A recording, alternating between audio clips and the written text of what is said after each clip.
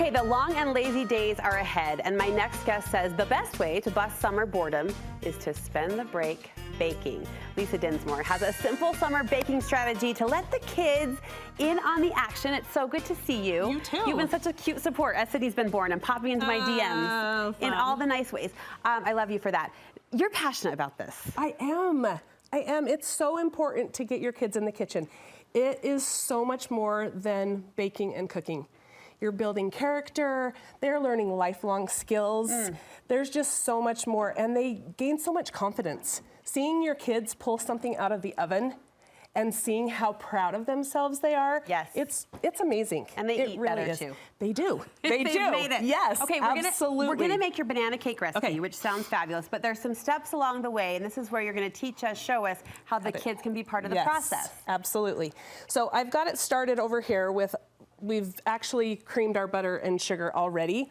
Poise next to the cutest apron. Yes. Having kid-sized things is so fun. This is your granddaughter's? It is my granddaughter's, and she loves, and she has her own set of colorful measuring cups and the kitty-sized, you know, it just makes everything so much fun. Okay. But I mean, this is as good as moon sand. Look at this. Right?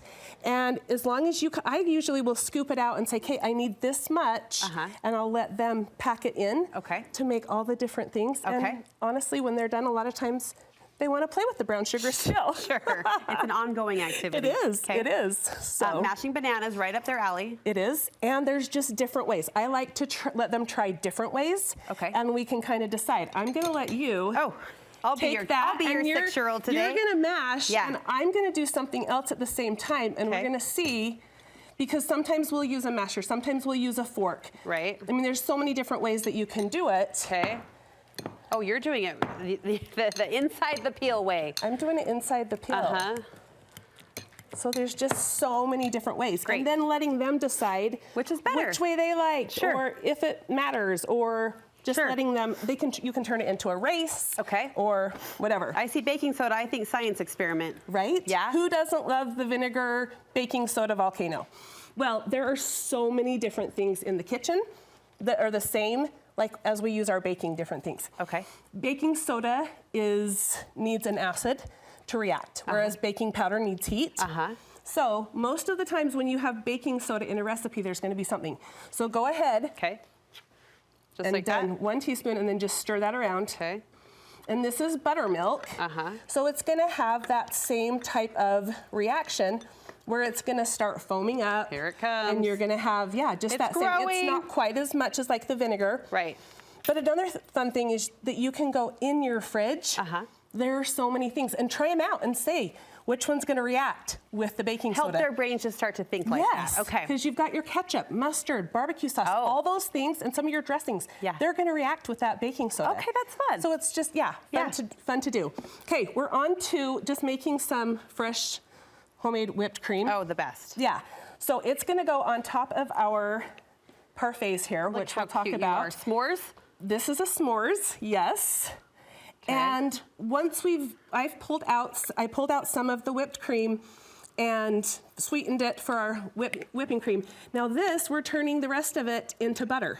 Oh, okay. So I just left the rest of it. It's getting really close. Okay. And you can start seeing some of the liquid for the buttermilk that's coming off of it. Yeah, so again, something they can watch and process through. Or they can throw that in a bottle and shake it and keep shaking it, and it'll eventually turn into butter. Fun, you're so fun. So, all right, 1 minute left. With the pudding, another thing, try the different layers. There's so many different options. And then with your pudding, throw it in to and make our Jell-O pudding pops. Oh, I've never thought of using pudding in the popsicle molds. Oh, That's clever. Okay. Yes. And one of our favorite things from our kids' classes last year was homemade marshmallow. And I think it's just one of those things that we don't even really think about, like, oh yeah, we could make that. And it's such a fun process seeing it come together from gelatin with a hot sugary liquid and watching it turn into marshmallow. And then being able to just take them and have it fun with the kids, that they can dress them up a little. Make them match a birthday party or a holiday or whatever. Oh, I love it. Little simple activities that will amount to a lot of fun memory in the kitchen. Absolutely. And you mentioned you taught kids classes. I have a kids baking series. My kids, I mean, I've had 25 summers with my kids at home that we had. And one of their favorite things amidst vacations and everything else was the memories that they have in the kitchen of making things. Just those simple, stay at home, slow down. Yeah. And so, yeah, now I teach. I have a virtual 10 weeks of classes. Every week's a different one. You get a recipe and a shopping list. I love that you do it virtually too, so anyone can jump in. Yes. How can we get more information on that? On my Instagram or Facebook, MamaLisa'sKitchen.com. MamaLisa'sKitchen.com for the summer, 10 weeks. Yes. That's and so it's great. less than taking your family to the movie. There you go. That's so great. We'll link you over from our website so you can get all the details and get your kids signed up no matter where you are. And thanks for the push and the inspiration. Yes. Nice job.